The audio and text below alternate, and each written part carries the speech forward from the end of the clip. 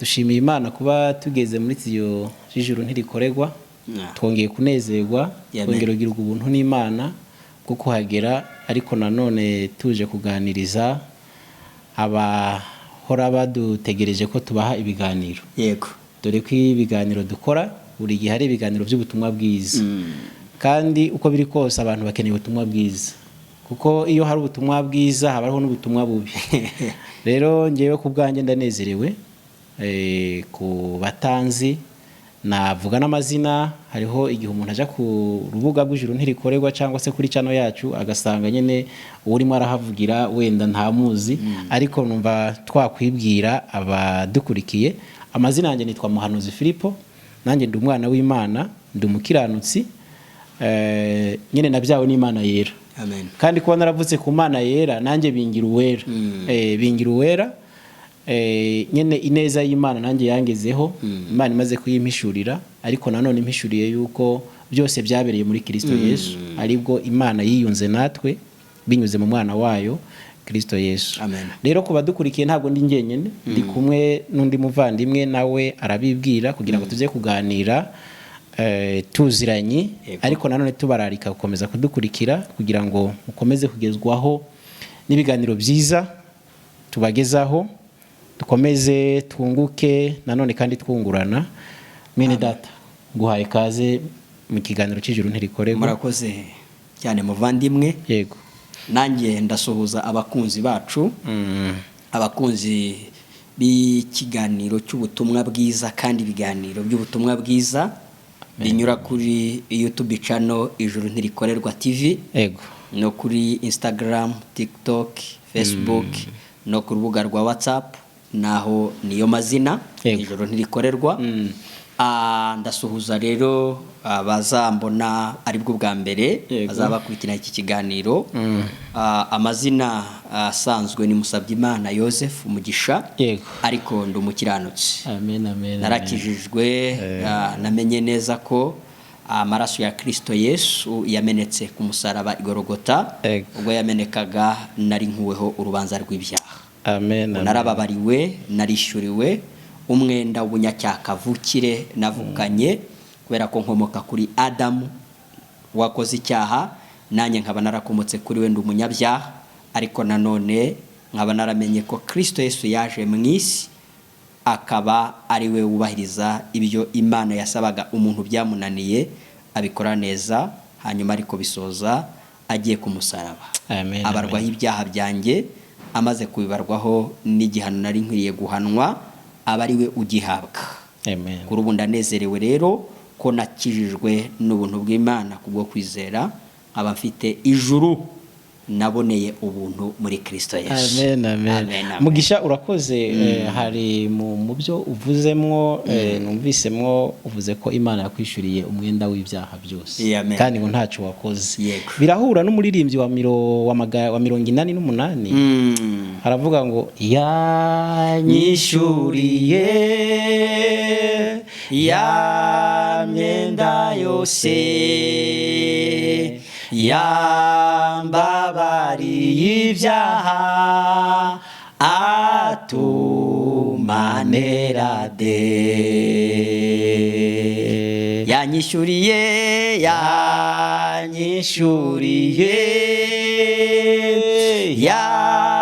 myenda yose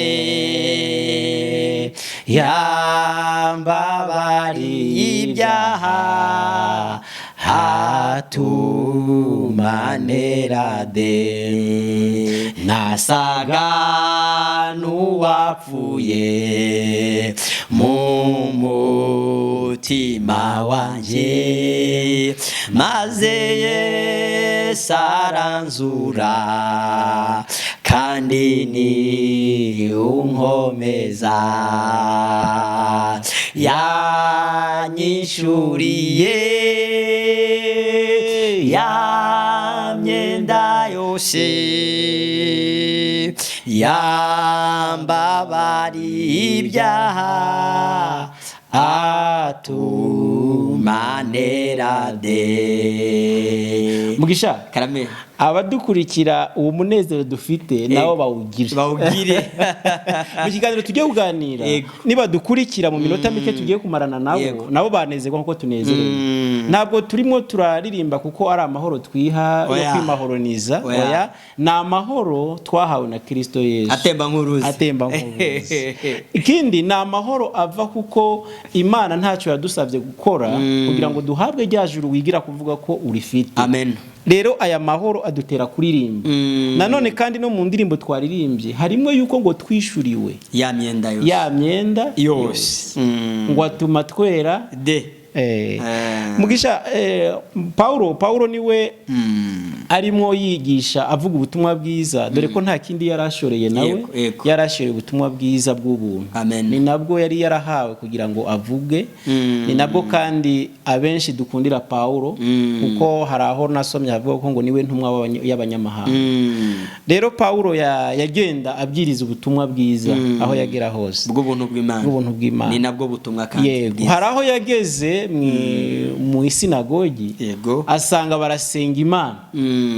Ariko ngo asanga hari n'ahandi handitse yuko ngo Imana basenga batayizi.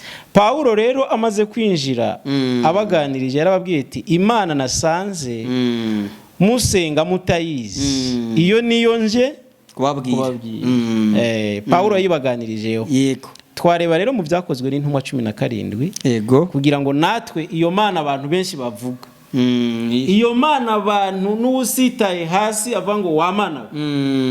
Turaje nyene tuvuge ku iyo Mana. N'usitaye hasi iti mu izina rya Yesu. Mu izina rya Yesu. Turaje rero duhishure iyo Mana iyo ariyo. Yego. Kuko urumva ko guhera kera abantu bayivuga batayizi, bamye basenga Imana ariko iyo batazi. Yego. No mwa kino gihe rero abantu benshi basenga Imana batazi, abandi bakayifata ko ari Imana inateye n'ubwoba. Yego. Yene bigatuma n'abagakwiye kuyikunda no kuyikurikira bayanga ku mpamvu z'uko bayangishijwe n'abayigishije nabi nabo batayizi. Yego. Ni byakozwe n'intumwa 17 ku badukurikiranye. Yego. Turahera ku murongo wa 23 tugeze ku murongo wa 25. Yego. Turasangira no magambo n'ayandi Imana iri buhishure kugira ngo dukomeze kuganiriza. Yego. Abaduteza amatwi cyangwa se abadukurikira na cyane cyane abakunzi bacano y'ijuru ntirikorerwa. Yego. Reka dusome mu izina rya Yesu. Yego. Haravuga ngo ubwo nagendagendaga nitegereza ibyo musenga, nasanze igicaniro cyanditsweho ngo icy'Imana itamenywa. Yego. Nuko iyo musenga mutayizi niyo mbabwira. Imana yaremye isi n'ibirimo byose, iyo kuko ariyo mwami w'ijuru n'isi, ntiba mu nsengero zubatswe n'abantu, kandi ntikorerwa n'amaboko y'abantu nk'ugira icyo akennye. Yego. Kuko ariyo yahaye bose ubugingo no guhumeka n'ibindi byose. Imana ishimwe. Yego. Urabona ibicaniro nabo barabigiraga. Yego. Kuko n'ubu hari ibicaniro byinshi n'ahantu hatandukanye. Yego. Ariko bose bakaba bavuga ko basenga Imana. Uwo murongo wa 24 hari amagambo numva twaganiraho n'abantu. Yego. Imana yaremye isi n'ibiyiriho byose, iyo kuko ariyo mwami w'ijuru n'isi, ngo ntiba mu nsengero zubatswe n'abana b'abantu. Twakuze tubwirwa yuko mu rusengero ariho Imana iba, bakatubwira yuko umuntu wese uherekeye atabarirwa nk'ubwo rusengero, kugeza naho byageze naho abantu bazubaka cyane, ariko bakazubaka mu buryo bwo kuvuga ngo aha niho Imana iba, niho itura, niho ikorera. Urayisanga hano. Bamwe bakanavyamamaza no mu maradiyo bakavuga ati rero aha twebwe iwacu dufite Imana ikora, udusange ku rusengero. Biranumvikana cyane hano Pawulo nyine ari muri Atenayi, basengaga ibigirwamana cyane. Yego. bibajwe bikozwe n'intoki z'abana b'abantu. Bimwe ibyanditswe byera bivuga ko bigira amaso ntibivuge, ntibirebe, bikagira umunwa ntibivuge, bikagira intoki ariko ntibikore, bikagira n'amatwi ntibyumve. Nibyo basengaga. Ariko ngo hakaba n'igicaniro kindi cyari cyanditsweho ngo Imana itazwi, itamenywa. Kubera ko babonaga ibyo ari byo byose nubwo basenga ibyo bintu bakora bakoresheje intoki zabo n'amaboko yabo, babonaga hari indi Mana yaremye ijuru n'isi, bakabona hari Imana yahanze byose, nubwo batayizi, nubwo batayisobanukiwe, ariko bakavuga ati hari indi, ariko bakayisenga batayizi. Kuri ubu ngubu abaduteze amatwi batwumva, ntiduhakanye ko abantu badasenga Imana, ntiduhakanye ko abantu bataba mu nsengero bashaka Imana. Na Paulo yabavuzeho, yaravuze ngo arahamya neza ko bafite ishaka ryo kubaha Imana, ariko ntabwo riva mu bwenge. Noneho abantu rero bashobora gusenga mu izina ry'Imana. Abantu bashobora kwirukanka ahantu henshi bafite n'umwete wo gusenga Imana, ariko abantu bashobora gusenga Imana batayizi. Abantu bashobora gusenga Imana batayizi, ndetse bashobora no kuyibwirwa ariko n'abatarayimenye. Kubera ko bashobora kuyishakira aho itari, bakayishakiraho itaba, kubera ko Imana uyibwira undi n'uwayimenye. Nyene ugomba kuvuga Imana n'umuntu Imana ituyemwo, n'umuntu yabaye urusengero rw'Imana, atuwemwo n'Imana. N'ahandi Paulo yavuze ngo imibiri yanyu ni insengero z'umwuka w'Uwiteka uri muri mwebwe. Ubwo rero bivuze ngo kuko kuba n'ijambo ry'Imana rivuze yuko ngo ntiba mu nsengero zubatswe n'abana b'abantu, kuko Imana kuva kera hose yaravuze ngo ijuru ni intebe yanjye, naho nicaye ijuru, isi nayo naho nshira ibirenge byanjye. Muri make isi ni intebe y'ibirenge byanjye, sibyo? Urumva rero umuntu nta nzu yabasha kubaka yakwizamo Imana. Abantu nabo tihoya, ati wenda nitwubakiye Imana, ariko abana bayo twarabubakiye babona aho bajya. Hoya, niba Imana imwe itabashije kuba yaba mu nzu wayubakiye, wumva se abana bayo aribo baba mu nzu wubatse? Bivuze ngo rero urusengero Imana yavugaga izaturamo n'ubugingo bw'uwakiriye Kristo Yesu. Ariko abantu barimo badukurikirana ntibatekereze ko turi kurwanya izo nsengero bubatse, ahubwo turi kubwira abantu bashaka Imana mu rusengero, bayishakira mu rusengero bwubatswe n'abana b'abantu. Ayo izo nzu abantu bubaka bashobora guhuriramo, bakaba baziganiriramo wenda ijambo ry'Imana. Ni na byiza cyane. Ariko be kubyita ko ariho bagiye gushaka Imana. Ariko kimwe nanone mu gituma abantu bavuga ko bagiye gushaka Imana, twigeze dukora ikiganiro mu gihe cyatambutse kivuga ko Imana ntiwayishaka, ahubwo niyo yagushatse. Ku mpamvu zituma abantu bashaka Imana nuko batayizi. Ko yababwiye ngo nuko iyo musenga mutayizi niyo ngira ngo mbabwire. Ubu kuri ubu natwe turi kubwira abantu basenga Imana ariko batazi, bafite ishyaka ryo gusenga Imana, bafite ishyaka ryo gushaka Imana ariko batayizi. Uko kimwe mu bintu bigaragariza umuntu ko yamenye Imana nuko abafite ijuru. Bivuze ngo rero kuba izo nsengero bubaka atariho Imana ituye, atariho iba nkuko yabivuze ubwayo ngo simba mu nsengero zubatswe n'amaboko y'abantu. Urumva nyene n'abazubaka n'abazisengeramo bagomba kumenya yuko bagakwiye kuzijyamo barizeye Imana kwibarimwo. Noneho yabibarimwo aho bari bakaba bateranye bashaka kumva ijambo ryayo, bakamenya uko nibaza gutaha n'ubundi ntago bari buyisigeho. barayinjirana bayisohokanye.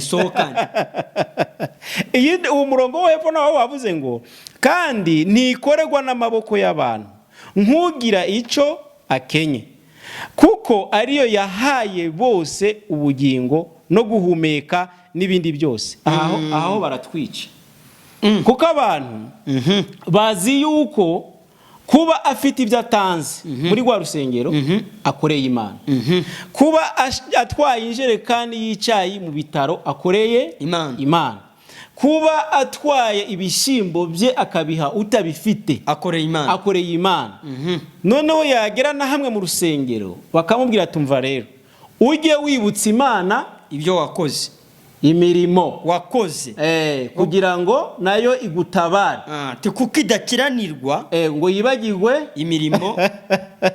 Ibyo byose bikaba bigaragaza uburyo ki abantu basenga Imana batazi. Ego rero no kuvuga ngo niba Imana idakorerwa kandi twe twaba tuvuga ngo turashaka kuyikorera, tunyuranije n'icyo Imana ivuga. Ariko ubwo ntibyumvikana ko umuntu ashaka gukorera Imana ngo ibikorwa yakoze aba ari byo bimukiza. Nyene Imana ibishime, nimara kubishima ihereho imugirira neza. Hari n'abarenga mvuge ko barenga umupaka, bakavuga ko ibyo ngo barakora ari byo biri bubaheshe ijuru. Kandi ijuru neza ni intebe y'Imana. Ubwo ni nk'abavuze ngo Imana niyigigwe nanjye nicare, kuko nanjye narakoze kandi ibyo nakoze binyemerera kwicara muri iri juru ry'Imana. Kandi nanone reka tuvuge ngo Imana iguhaye ubwami bwayo kuko wabukoreye, ntacyo wazayishimira, kuko yaba ari mpanguhe. Ikindi nacyo abantu bagomba kumenya, umuntu wese agomba kumenya yuko Adamu amaze kugomera Imana, agakora icyaha cyo kutumvira Imana, akamenya ikibi n'ikizi by'Imana yarabuzaniye, abantu bose bakuwe ku murongo wo gukorera Imana. Sibyo?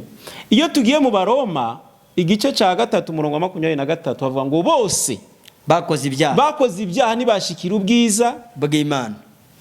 Ubwo muri make kuvuga ko uri murakorera Imana kandi yo yavuze ngo ntikorerwa n'amaboko y'abantu, ntigira icyo ikenye, Imana uri muyita ko ari umukene, ubwo uranayisuzuguye. Ubwo uri kuvuga ko wafashe Imana, kandi Imana ntifashwa. Wayifasha iki? Rero abadukurikiye nitwanga ko abantu bakora imirimo myiza, kuko natwe turayikora, ariko ibyo ukora ntabwo ugomba kubyitira kubikorera Imana. Ntabwo Imana tuyikorera kugira ngo idukize. Abo yakijije baba mu mujyo wo gukora imirimo y'abana. Ego nibyo uvuze ko ukorera ijuru, ukavuga ko ukora imirimo myinshi kugira ngo Imana iguhe ijuru, nanone ni ikimenyetso cy'uko utari umwana w'Imana, uba uri umukozi w'Imana. Ariko umukozi ntabwo ajya ahabwa umurage mu rugo akoreramo. Umukozi arakora, ariko akagera igihe agataha. Hariho n'igihe akora nabi akagenda atanahembwe. Ariko umwana icyo yakora cyose aba ari umwana mu rugo rwaho avuka. Twanzura tuvuga ngo ijuru ntabwo ari igihembo cy'abakoze. Ijuru ntabwo ari igihembo cy'abakoze, kabone naho umuntu yatanga ibyo atunze byose kugira ngo akize ubugingo bwe, cyangwa kugira ngo yemerwe imbere y'Imana. Imana yarabihakanye mu Baroma ibice 4, ivuga ngo nk'umurongo wa mbere ivuga kuri Abrahamu, ivuga ngo yaba Abrahamu yarasindishirijwe n'imirimo n'ibikorwa aba afite icyo yakwirata, ariko ntabwo ari imbere y'Imana. Bimwe mu bintu bigaragaza umuntu usenga Imana atazi nuko aba yibwira ko ibikorwa bye byiza akora ari byo bizatuma yemerwa n'Imana. Kimwe cyo mu bigaragaza umuntu usenga Imana atazi nuko asenga ari Imana, ariko akaba yiringiye ko nanone ikorerwa n'amaboko ye, noneho akaba yibwira ko ibyo yakoze byamuhindura mwiza ariko imbere y'Imana. Reka dufashe abantu nibakorere ingo zabo, bakorera imiryango, bakorera igihugu, bakorere abavandimwe, bafashanye, ni byiza cyane. Ariko kuvuga ko ibyo uri murakora murabikorera Imana kugira ngo Imana izaguha agakiza, kandi ijambo ryayo mu Befeso 2:8 havuga ngo mwakijijwe n'ubuntu kubwo kwizera. Ntabwo ari imirimo. Sivyo? Yego. Bongera bakibaza Yesu muri Yohana 6:28 na 29 ngo twakora iki? Twakora iyihe mirimo ngo turagwe ubwami bwo mu ijuru? Yesu yarashubije aravuga ngo umurimo n'umwe, nuko munyizera, nuko mukwiriye kwizera uwo yatumye. Ariko muvandi, amen. Ariko muvandi, nanone ku mpamvu z'uko abantu baba bavuga ko bazi Imana, yego, banishyira no mu kazi ngo ko gukorera Imana, kandi bikabarushya. Ahubwo abantu bakwiriye kumenya Imana, yego, bamara kumenya Imana noneho bakajya bavuga Imana. Nanone kandi abantu bamenya Imana nk'umubyeyi, bareke kuyimenya nk'umukoresha. Imana ntabwo ari umukoresha. Imana ntabwo ari umukoresha w'abantu ngo akoresha agahata abantu ngo kugira ngo noneho abantu ngo Imana ngo ibarebe neza kuko bakoze. Ntabwo rero imirimo wakora yaguhesha kuba umwana w'Imana. Ntabwo kuba umwana w'Imana tubiheshwa n'imirimo. Ahubwo iyo dusomye muri Yohana nk'igice cya mbere murongo wa 12 wa 13 bavuga ngo abamwemeye bose yabahaye ubushobozi bwo kuba abana b'Imana. None se nyene ntiwumva ko kuba umwana w'Imana ari byo bihesha umuntu nyene guhita abona n'umurage w'ijuru w'iwabo? Ariko kuki batabyumva koko? Ariko abantu baduteza amatwi hano bari kutwumva, yego, kandi bakaba benshi bavuga ko bazi Imana. Yego. Wamenya Imana ukanakora imirimo myiza kurusha Koruneliyo. Yayitoza n'abana be. Ibyanditswe byera bivuga Koruneliyo mu byakozwe n'intumwa, abadukurikiye bazahasome. Yego. Koruneliyo ngo ibyanditswe byera bivuga ngo wubahanaga Imana nabo mu rugo rwe bose, ngo wagiraga ubuntu, w'umunyadini, wasengaga mwiza cyane, wiyirizaga ubusa. Ariko biratangaje ko Koruneliyo yasengaga Imana atazi. Yego. Kuko ijambo ryavuze ngo nuko iyo musenga mutayizi niyo ngira ngo mbabwire. Ikimenyetso cyagaragazaga ko Koruneliyo akora imirimo, ariko akibwira ko imirimo akora ari izatuma yemerwa mu ijuru. Ubibona aho noneho Petero agezeyo, yego, ari kubabwira inkuru nziza, akamuganiriza inkuru nk'iyo twaje kubwira abantu hano. Abaduteze amatwi ntituri kubwira abantu ngo bareke gukora, ntituri kubwira abantu ngo be gufasha, ntabwo turi kubwira abantu ngo be gusura abarwayi babasure cyane, ntabwo turi kubwira abantu ngo be kubaka izo nzu, ariko ahubwo turi kuvuga ngo wakabaye umenya ko ibyo nubwo uri kubikora ibyanditswe byera bivuga ko byakwemeza umuntu nkawe, ariko bitakwemeza Imana. Niko muri Yobu havuga, niko havuga, twanahabasomera kugira ngo byose bijye bigiga ukuri n'ijambo ry'Imana. Ni Yobu 35, Yobu 35, kuko nyine ubwo twemera ibyo abantu bavuga iby'Imana byo birabiruta, nibyo by'ukuri. Umurongo wa 6 turavuga ngo niba warakoze icyaha hari icyo uyitwaye, kandi ibicumuro byawe niba byaragwiriye nabyo bitwaye iki? Niba uri umukiranutsi hari icyo uyihaye, cyangwa se icyo uhabwa icyo ihabwa n'ukuboko kwawe ni iki? Icyakora ibibi byawe byababaza umuntu umeze nkawe, kandi umwana w'umuntu gukiranuka kwawe niwe kwagirira umumaro, niwe kwagira icyo kumumarira. Yego. Ngewe kuba nta kwiba, kuba ntabeshya, kuba ntatukana, kuba ntasambana, kuba ntamena amazu, ibyo ni ku bantu.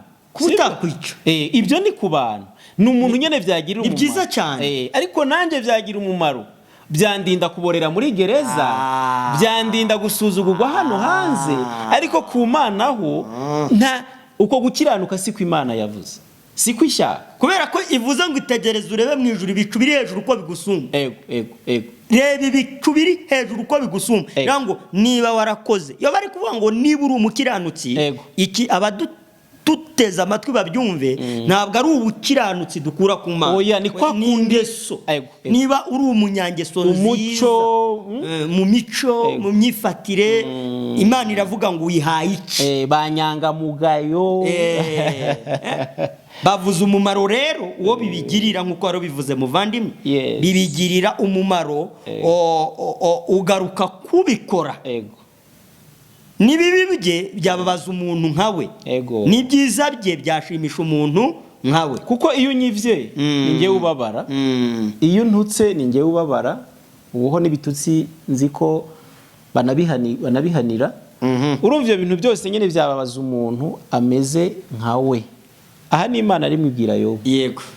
Kandi Yobu hari yindi mirongo yari yagaragaje ko yakiranutse, ko yafashije abantu, yagize gute, yagaragaje ko nta mushonje. Ariko Imana hano yamubwiye ngo gukiranuka kwawe, muri make gukiranuka kwa muntu gufitiye umumaro umuntu mugenzi we, n'ibyaha akora abikorera umuntu mugenzi we. Dore impamvu ibi ibyaha abantu bakora aribo bifitiyeho ingaruka mbi, ariko bikanagira n'ingaruka mbi ku bantu, nuko imbere y'Imana Kristo Yesu yaje akitambika muri dosiye.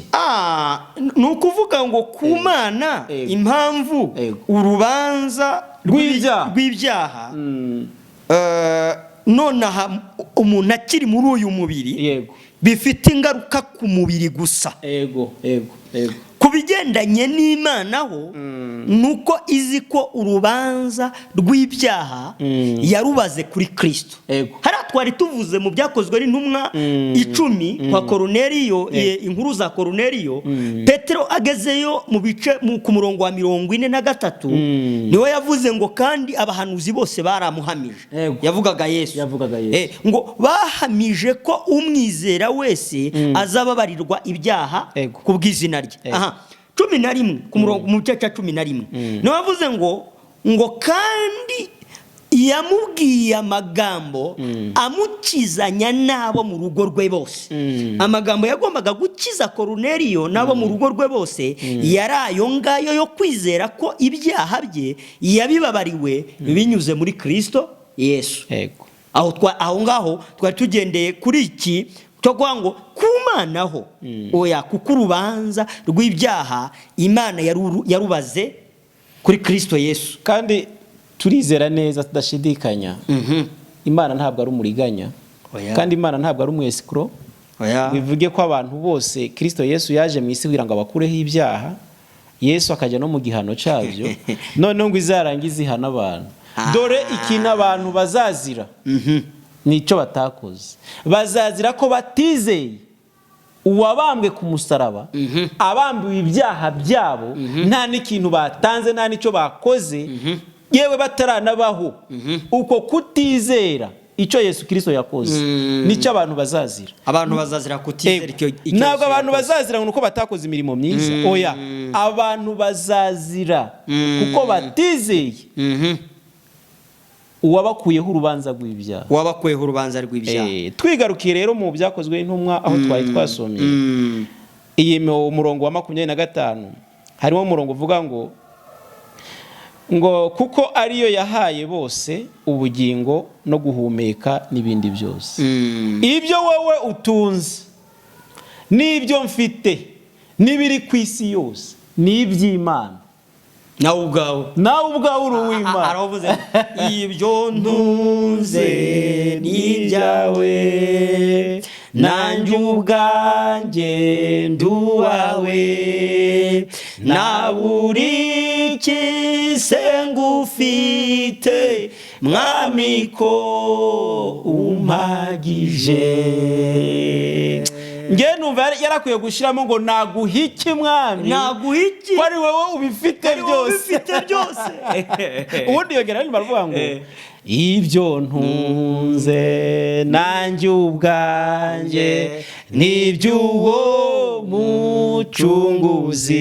Muri make nubwo nawe wakwitanga warangije gutanga ibyawe n'ubundi nta gashya watanga ibyawe se wikuye, nta gashya waba urakorera Imana. ibyo uri gutanga ni iby'uwo mucunguzi. Yego, ni amafaranga se wayiha?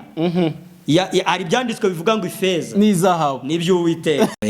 Ahubwo twe turi abagenerwa bikogwa. Nanone kandi ntabwo ari twebwe dushaka Imana, ahubwo Imana niyo yadushatse. Twe twateye 99 twirukanga tuyihunga cyane. Imana yiteranye n'100% iradufata iratugaruka. Zeru yacu yafashe Yesu niyo yafashe 100% riba iryacu kandi yahaye bose ubugingo n'ibindi byose. Ubwo bivuze ngo umuntu nanone wizeye igikorwa Kristo Yesu yakoze, none yajya yasenga.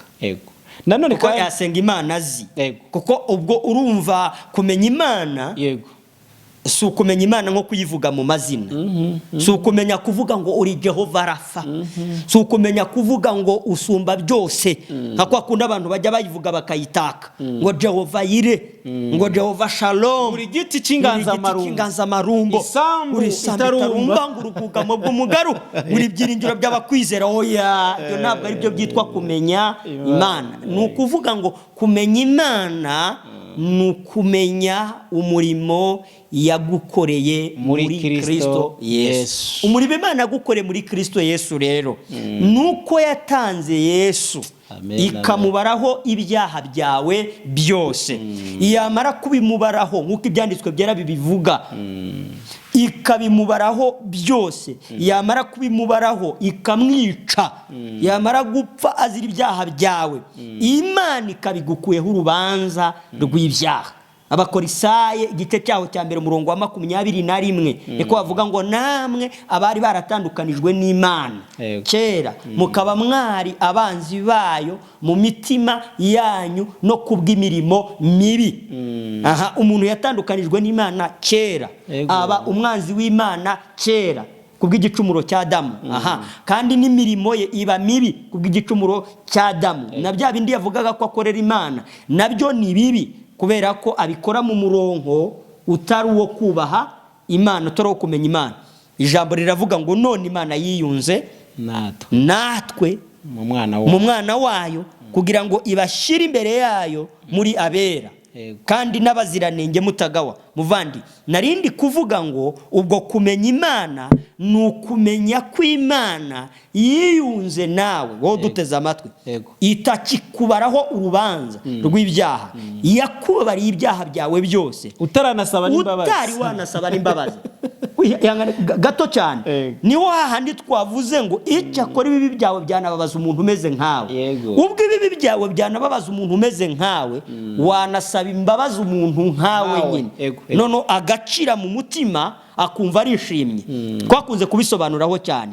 Ariko Imana kuyimenya ni ukumenya ko yagukuyeho urubanza rw'ibyaha, ukanezerwa, ukishima, noneho wajya wasenga Imana uzi. Sibyo? Kuko noneho gusenga k'umukiranutsi bijya byakwemerwa. Yego. Tunasoza nyene ku baduteze amatwi, dukomeza no gusangira n'ibiganiro. Turababwira uno murongo wa 30. Ngo nuko ngo iyo misi yo kujijwa Imana yarayihanganiye, yarayirengagije, ariko noneho itegeka abantu bose bari hose kwihana. Urumva imisi yo gusenga Imana utayizi no kujya kuyishakira ahantu hatandukanye utayizi, ibyo ngo yarabyirengagije. Ariko noneho utegekwa kwihana. Kandi kwihana si amagambo, kwihana ni mu ntekerezo, kwihana ni uguhindukira ukamenya ko wari warayobye noneho ugahindukira. Kandi kwihana nyene ni ukumenya, sibyo, icyo Imana yakuvuzeho n'icyo yaguhaye n'ikikuvugaho, warangiza nyene ugahindukira ukayizera. Niko umuririmbyi yaririmbye yaravuze ngo yambwiye ko ndi umunyabyaha maze ndihana ndizera arangiye. Yambwiye ko umunyabyaha, ndihana ndizera arankiza, nibyo ndirimba nibyo mvuga, shima umukiza udasiba. Amen. Numva abari badukurikiye, yego, ibiganiro by'ijuru ntirikorerwa nakagaruka, yego, kandi tubashimira Imana ko badukurikira uko bukeye uko bwije, ariko natwe ntabwo tuzabatenguha kugira ngo dukomeze kubaha ibiganiro bibajijura. Amen. Bibajijura, dore ko nyene kumenya Imana no kuva mu byaha nyene byose biduhesha umugisha nyene wo kuba abana b'Imana. Amen. Rero numva twabasezera, kuba Uwiteka nibwo bwenge, yego, kandi kuva mu byaha niko kujijuka.